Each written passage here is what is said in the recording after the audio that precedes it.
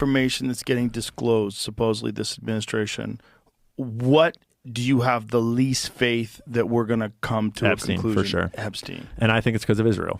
I Really? think that because I mean, when you really dig into Epstein, his entire network was Israel. It was clearly. Like Ehud Barak was the ex-prime minister and the ex-head of Israeli intelligence.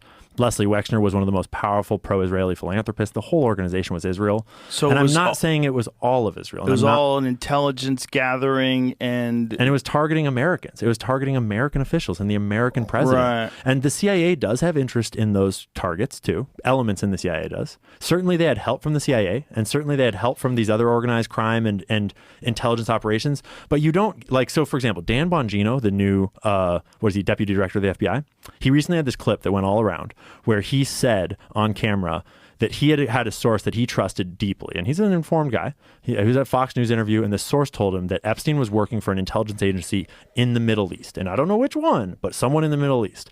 And to be fair, we all already knew this. We already know who he worked for. At least I think so.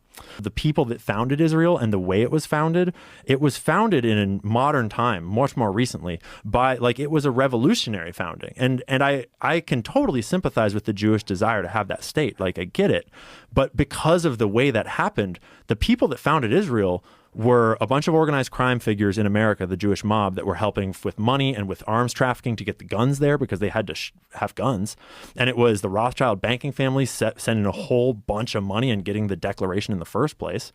And then the people that were there, the three different organizations, the Irgun, the Lehi group, and the Haganah, those were the three like paramilitary groups that fought to found Israel, and they're like the heroes of Israel, which I understand the narrative that they're heroes, but when Israel was officially founded, they officially designated Irgun and Lehi as terrorist organizations because they had been bombing civilians. They'd been bombing British civilians. The first official act of terror before they changed the definition was the bombing of the King David Hotel, where these terrorists, these Lehi and Irgun terrorists, a bunch of different groups, the guy who planned that bombing later became the prime minister of Israel.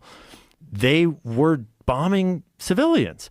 And like, so when those are the groups that are fighting to found that nation, even if all the Jews there are wonderful people, the leadership is inherently composed of these people that have been deeply corrupt for all time. And so you get this fertile ground for this kind of deep state effect to take power. And when you start to research the heads of state of Israel over history, you realize that a bunch of them were in those groups doing those terrorist acts and have done a bunch of dark stuff because those were the people that were at the top of that military organization. Like those terrorist organizations reformed to form the IDF. And what's interesting is party. You can talk about this now, Exactly. post-October 7th. It opened wide open. Post-Gaza. You want to know a funny story, actually? I didn't know shit about it. And I started doing 9/11 stuff. And I was doing a 9/11 video on my YouTube, and I knew about the dancing Israelis conspiracy theory that is very much a real set of documents. And I knew that I'm not allowed to talk about Israel for some reason, and I didn't really know why. And I realized, like, I better understand this thing before I crater my new channel and career on this topic I don't understand. If I'm going to take a stance against Israel at all, I should understand why and how. So I started doing research, and I shelved that research, and I switched to researching Israel and Palestine and the history there and what's going on.